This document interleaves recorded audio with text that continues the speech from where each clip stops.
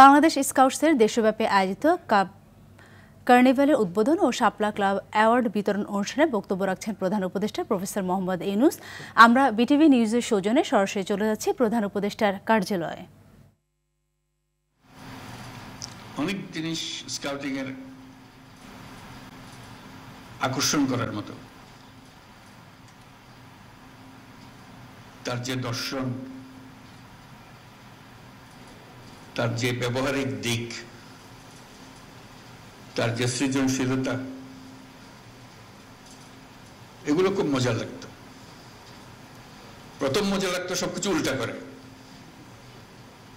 এই যে তোমরা উল্টা করছো, হাততালি আমরা দিই একভাবে, তোমরা দিচ্ছ আরেকভাবে। সেলুট দিয়ে সবাই একরকম, স্কাউটরা দিয়ে আরেক রকম, হ্যান্ডশেক করে সবাই একরকম, স্কাউটরা করে আরেক রকম। কাজে এটা মজা লাগতো যে উল্টা উল্টা কাজ করা, শুধু উল্টা কাজ করা না, সেটাকে প্রতিষ্ঠিত করে ফেলা। যেসব জিনিস স্কুলে, পাঠ্য বইয়ে, ক্লাসরুমে হয় না, হঠাৎ একটা মুক্ত আকাশ সৃষ্টি হয় স্কাউটদের জন্য।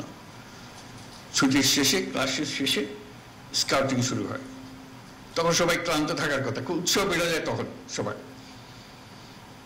এতক্ষণ ক্লাসে বলে ঝিমালো, যে মাত্র স্কাউটিং এর সময় আসলো সবাই চাঙ্গা হয়ে যায়।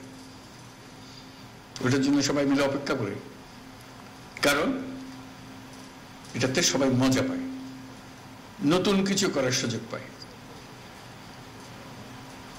এই নতুন কিছু করার সুযোগ পেয়ে আনন্দটা বাড়তে থাকে। কাজে সেই যে একবার ঢোকা থেকে আর বেরোনো যায়নি, বেরোবার কোনো প্রশ্ন ওঠেনি, বরং গভীরে গেছি। আর তখন সবে মাত্র পূর্ব পাকিস্তানে স্কাউটিং শুরু হলো, যখন আমাদের যাত্রা।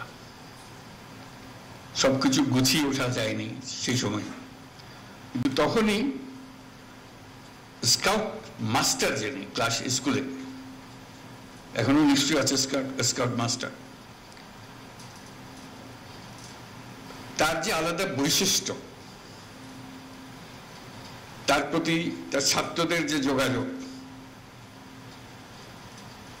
এবং তার যে নেতৃত্ব,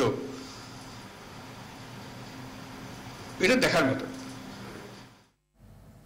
দর্শক, আপনারা দেখছিলেন প্রধান উপদেষ্টা বক্তব্যের অংশবিশেষ।